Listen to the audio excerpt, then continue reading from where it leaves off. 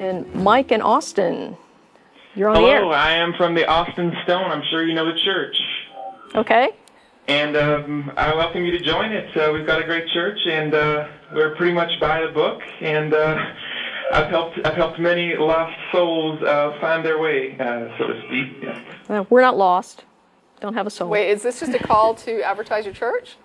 Well, I just wanted to start off by welcoming you to join, if you want. Well, thank you. It sounds like you obviously don't belong to one now, do you? No, you're right. You're right. We don't. But thank you for the invite. But you did one time, didn't you? I did. Yes, I did as well. So you didn't feel any warmth when you sang the hymns or listened to sermons or anything? Yeah, I did. I did. Yeah, but that has nothing to do with whether I the came to the theology is conclusion true or that not. feelings are not God. Yeah. So why exactly did you quit? Well, I quit because I did a lot of research into how the Bible came to exist and also into church history, how the church came to exist. And when I realized that, in my view, I couldn't find anything to substantiate that there was a hand of God involved, I began to question the authority of the church and of the Bible. And at that point, I stopped being a Christian, but I maintained theism for about another 10 years while I searched to try to find out then if the Bible is a man-made book, and if the church founded upon Jesus is based on that Bible and it's a man-made institution, then what really is God, and what would God want me to do? And so I aimed my search more toward just putting my life in the hands of whatever God was, that he would show me what was required, what I needed to do, just lead the way and I will follow. I'm searching. That went on for about 10 years until I came to the conclusion that if God is everything, pretty much that's pantheism. So I thought I was a pantheist for about a week. I guess I was a pantheist for about a week, and then I said, this is kind of ridiculous. It's the universe, and so we have a name for it, and God and matter are not the same thing. Material existence is material existence, and if that's what I'm calling God, then I might as well just say I'm an atheist. Well, it seems to me that you can be a non-believer, but it's another step if you want to make a show and say you're an atheist and start to say these bitter things. Well, why? What have I said that's bitter? Yeah, why do you think we're bitter? Well, I mean, just the general tone I get from you is that you're actually mad or angry with God. Gosh, we just had that my conversation. goodness! Is this a joke? Are you a Poe? Is this a Poe, or are you for real? Are you calling just to pull our legs, or is this a serious call? This is a serious call. Okay, so now wait a congregation who watch second. your show and, Do you understand that an atheist does not believe a God exists? Do you understand that? Do you understand that an atheist does not believe a God exists? Yes, well, of course. Okay, then do you understand? Okay, I'm not accusing you of being stupid. I just want to make sure we're clear on our definitions. If you understand I don't believe a God exists, how does the statement "I'm angry at God" make any sense at all? Well, angry about religion, then, about this so-called institution you call it. It is an institution. I mean, even if you believe God produced it, it's still an institution, right? I mean, it's institutionalized. Well, for you sure. said yourself that you felt some warmth when you went to church, that it just wasn't for you. But why do you have to make a show and say these things then? Well, did you not hear the example of the homeopathic remedy? Did you hear what I just talked about? If not, I'm happy to repeat it. I mean, really, if you were on the phone and you were on hold and you weren't really hearing it, that's fine. I'm happy to give you the example again. But the point is, I said that there would even be people that don't believe in homeopathy that would write to you and say, well, some people are helped just because they feel better because of a placebo effect, so why are you bitching about homeopathy? But the fact is there's a lot of people harmed by homeopathy. Well, and who does the church harm? Who does the church harm? Are you kidding? We have, first of all, Christians in Nigeria who are killing their own children because God said to not suffer witches to live, and they believe their children are witches. We have Christians in Uganda who are passing laws they wanted to execute homosexuals as a crime, but now they've made it life in prison. We have Christians in Africa that are missioning and telling people in AIDS-ridden nations not to wear condoms. We have Christians here in Austin, Texas, who don't think that a woman should have a right to choose, that are down on women's rights. We have Christians across the U.S. who are trying to trample the rights of gays, who are trying to keep them from... I personally find it a bit insulting for you to say that my church is bad people. They're good people at my church. We I'm a didn't good say- person. When did We I didn't say that say- your church is bad people? You asked me to give you examples of the harm that religion causes, and I just listed some. You asked me You don't to. think there are atheists who do bad things? I could tell you about them. How would You that make you didn't. feel? Wait a minute. Well, you, no. you didn't ask me to provide examples of that. You asked me specifically for examples of the harm that religion causes. You asked for that, and I provided it. How is that offensive to you? Well, I didn't do anything wrong to anyone. In fact, I think I'm a pretty No, good You no didn't one said you ask me did. to give you examples of wrong you've done. You asked me to give examples of harm that the church has caused, that religion has caused, and I provided those examples. How is that a problem? Well, Why should that offend you? Why did you even ask for examples if getting those examples was going to upset you? all right then. Well, I just... Why don't you just have someone like Dr. Craig on your show? Why do you always beat up on random people who call in? Why don't you have some actual No. theologians on Who your am I show? beating No, up? stop. We're not beating up anybody. I'm answering your question. And listen, there are however many religious shows on public access television and network television. And there's this one atheist show here in Austin, Texas. Why should we give airtime to a professional apologist? Because they're actually educated on the subject. So you So- might actually have a challenge. I think you guys are too So- scared so to wait a have minute. the serious guys on. None of us are professional atheists, whatever that would entail. Okay? We're inviting people to call and tell us what they believe, why they believe it, and why we should believe it too. Right, but the other point, I want to just reiterate what Jen said earlier because I want to make sure you heard this. There are hours and hours and hours of TV and radio and in doctrinal institutions around the globe going nonstop promoting religious indoctrination and religious belief. And I really think it's ridiculous to get upset at a 1-hour atheist amateur program that's put out weekly by an educational foundation here in Austin that's really just about putting out information on atheism. You think that 1 hour dedicated by a bunch of amateur atheists, producers and cast and crew is really that intimidating to you? It's not intimidating. It certainly bothers people. It certainly bothers my you. church. It bothers you? Yeah, but I mean, look at all the airtime you've got. I mean, for one billboard we put up in Austin, how many religious billboards do I pass Well, every day? no wonder we have more shows. We're about 99% of the country, really.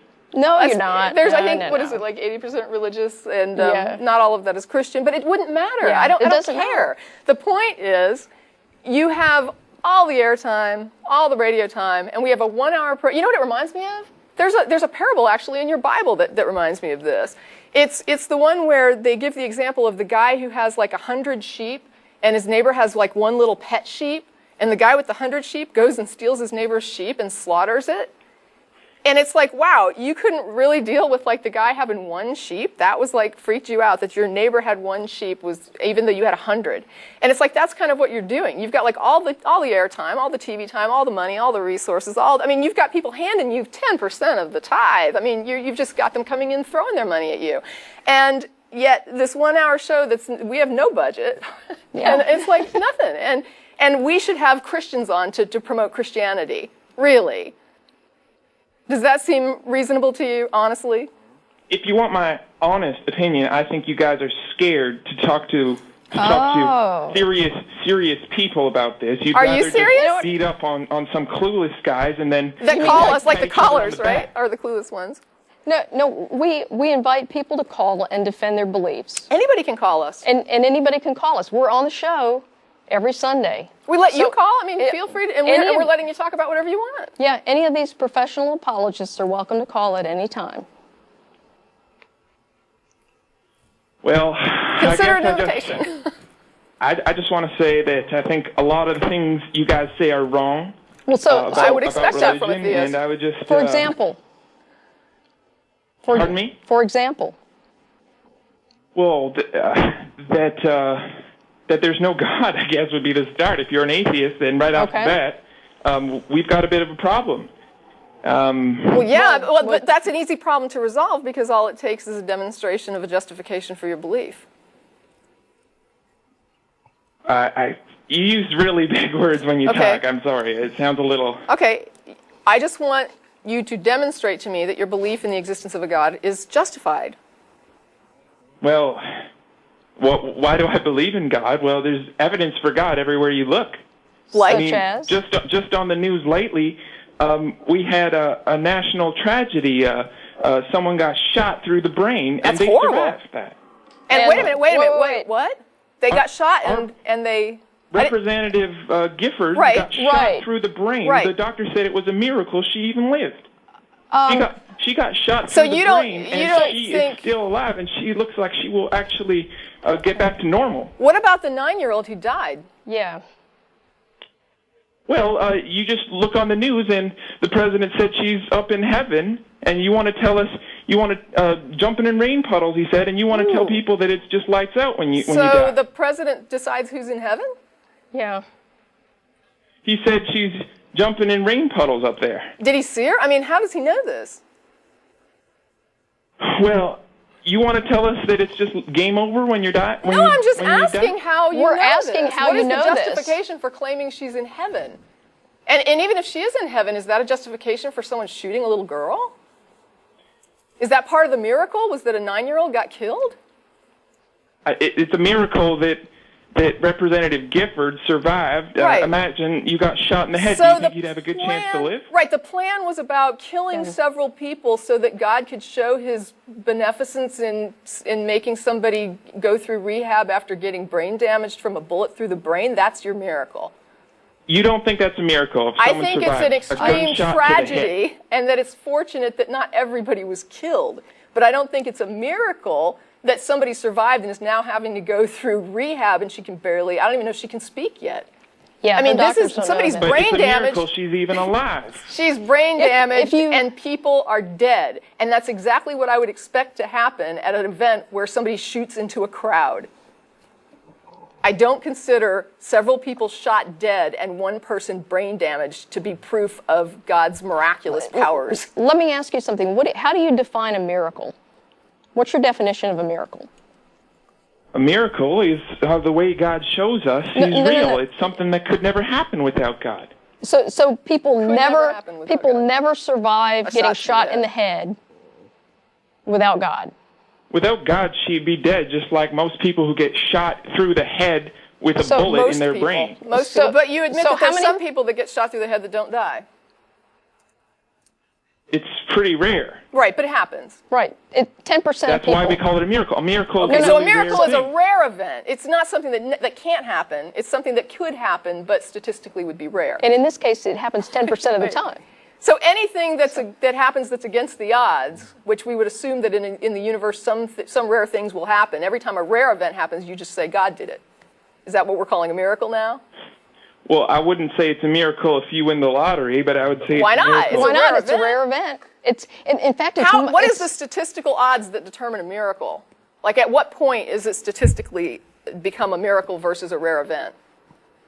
I don't think you can just you can't do science on it. That's because it's nothing to do with science. It's So we don't really know at what point rare becomes miraculous versus just rare. well, this isn't something you study in a university. I mean, this is Right, but this you're is- saying that you recognize miracles, and I'm asking you what they are, and you're saying they're rare events. And I said, well, there's some rare events like winning the lottery, and you said, but that's not a miracle. So I'm saying, Yeah. when do we hit the point when a rare event is then determined to be a miracle?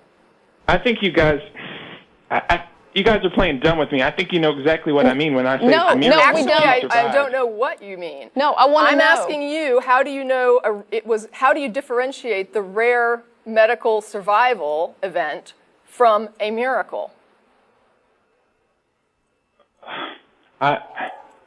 You mean if someone survives cancer?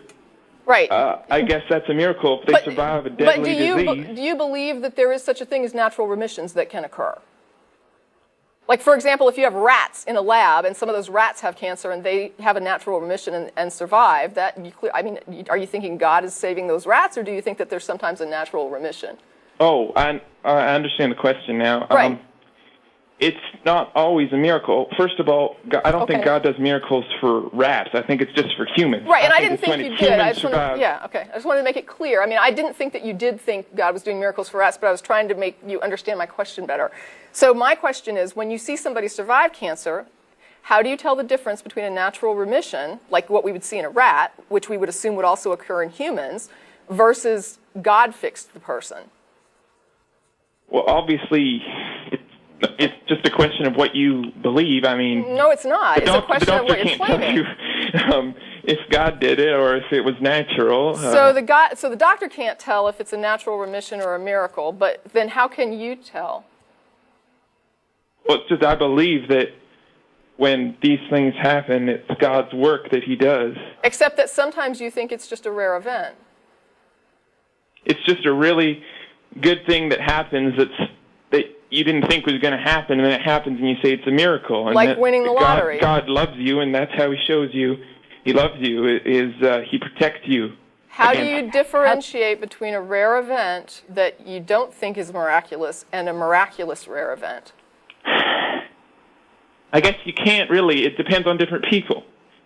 You might ask different people. They might say it's a miracle. Some people might say it's never a miracle. I know they Maybe say they it. just one thing in their life is a miracle. Right. Some people might say, like, every day there's a miracle. I know that people say this because I talk to them all the time.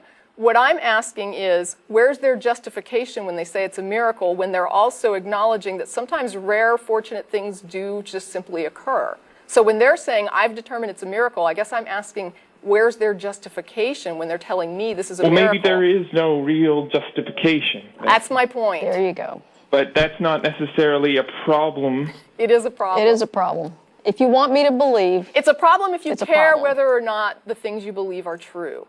If you don't care if they're true, then justification for them doesn't matter. If you care if they're true, then whether or not they're reasonable beliefs to hold and there is justification for holding them becomes important. Well, I mean, I just think it doesn't even matter. I think I don't even think it matters if it's true. If it makes you feel good and do good things. Okay. Well, in that case, then the dialogue is kind of over, and I don't mean that in any kind of an offensive way. But honestly, when the person on the phone tells us they don't care if their beliefs are true or not, they just simply hold them, and they can't justify them, and they don't care. Then I don't really see a point in a dialogue, because you're saying that even if we could demonstrate you're wrong, you don't care. You're still going to believe it, or you're still going to say it's okay to hold the belief. And so to you, whether or not beliefs are true is unimportant. Well, maybe we don't have a justification for miracles. That doesn't mean we don't have a good church and we're not good people. And I don't doubt that you're a decent person. I mean, if you were my neighbor, I would probably be fine with that. I don't think that you're, killing babies in the basement. I find all this stuff pretty philosophical, if you ask me. I don't think it has much to do with whether religion is good or bad. I mean... Well, no, I mean, whether religion is good or bad has to do strictly with what it does. And what I see is that there are some benefits to religion, such as it supplies like a good support structure. For example, you're saying you've got this good community of people that are in your like church. Some people, they said the Bible helped them through like a time, like suicide. They thought they were going to commit suicide, and the Bible helped them. Well, that's not the same. There's a different issue there, because I sometimes wonder if Christianity specifically doesn't kind of rob us of our self-esteem by telling us that we're inherently depraved, and then give us back, that sort of, if you grovel, then you're acceptable to God, and that makes you worthy of something. But that's a whole different issue. Because right now, what I'm trying to say is that I agree with you that there are certain things, like the social structure of your church is probably very supportive, and it's a positive social influence on the people that attend there. I agree with you. I agree with that too. Right. Okay. But I also understand that there is a great deal of pain going on around the globe for religious reasons, because of the same doctrines that are coming out of the same book, because people read that book and they read a lot of different things. And for every Christian that I've ever met who says, this is what really my religion is about, I've met other Christians who say, that Christian's not a real Christian, and this is what my religion is about. And so I have to look at Christians and say, what does each person believe and what are they doing here? And yes, there are some good people who are Christians, and there are some evil people also who are Christians. And it's the Christianity that seems to motivate some of these evil things. And before you react, let me just say, I don't think that people in Nigeria would be murdering their children as witches if somebody didn't tell them God wanted them to kill witches and convince them that their child was a witch. I think that is a superstitious belief that they were convinced of that is causing those deaths that would not be happening if they had a real-world perspective that says witches are not real. Well, I mean, my church doesn't. I understand. You're not killing children. I get it. Your church is not doing that. You're a happy group of people that has a community going on, and it makes you happy. The problem is, this is a belief that proselytizes all around the globe, and different people interpret it in different ways, and it causes a lot of harm. Most of the harm that comes from the religious teaching seems to be connected to the supernatural and superstitious parts and claims about it. The parts that are good are the very real things that we agree are good, that are like you're talking about, the social structure. We get together, we sing songs, we feel happy, we like each other, we rely on each other. If someone needs help, we come together and help them. All of that is community, it's good. It would be good whether you were a social group or a church. It would still be good either way for you people to come together and be a good community group of people. I would support that. What I have problems with is when you start teaching people things that are superstitious and supernatural that a lot of uneducated people get a hold of, don't know how to interpret, and start hurting each other. Or you get some people who are educated who hurt people, who are like voting and saying, you know, gay people need to be not treated like other people. They need to be treated less than other people. Or they need to be, you know, that women shouldn't have the same rights as men. Or that, I mean, when you start getting things like that, I mean, these are people that did get a regular education who don't know how to read this and not make it hurt people. So what I'm saying is, maybe if we took the good parts of it that you're saying are the good things, like the You mean community. we need to make a New Testament with no supernatural things? I'm saying maybe we can just take the good community aspects of what you do as a church and hold on to those things, and maybe weed out some of the stuff that you're saying we can't really demonstrate, and maybe it's not true, but we don't really care. Let's care. Is that what your organization does? It's sort of like you help people, but you have no Bible, you have no... We are a community group. We're pretty small. Yeah. I mean, I'm going to admit we probably don't have the resource power that your church has behind it, for sure. But we do our part. We have like an Adopt a Street cleanup, and we have a blood drive, and so we do community efforts, and we try. We're not a humanist group. Now, I will tell you that there are secular organizations that are... Do you guys belong to other organizations? Yeah, there's like the Coalition of Reason, which is like a national arm that we just like had a partnership with, I guess. Yeah, we have a local coalition. So I mean, there's a little bit Coalition. of networking, but the thing is, what you're describing would be like a humanist group, or even like a Unitarian Universalist church might be more along those lines of like a group of people who are really getting together to do like a sort of almost secular. I don't know if it's correct or incorrect to call it a secular religion, but it's almost like a secular sort of, we believe in helping humanity. Yeah. And so there's a group called humanists that would be secular, generally. You don't have to be secular to be humanist, don't get me wrong, but their goal is just sort of like, let's promote the welfare of the human good.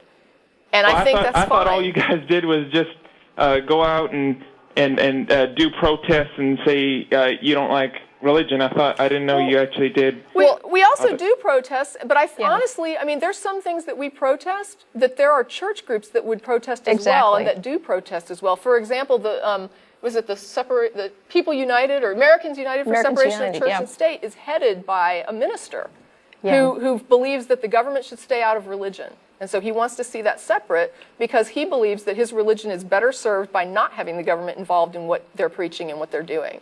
And so that is an area where we are aligned with certain churches who believe that it's best that the government stays out of religious belief.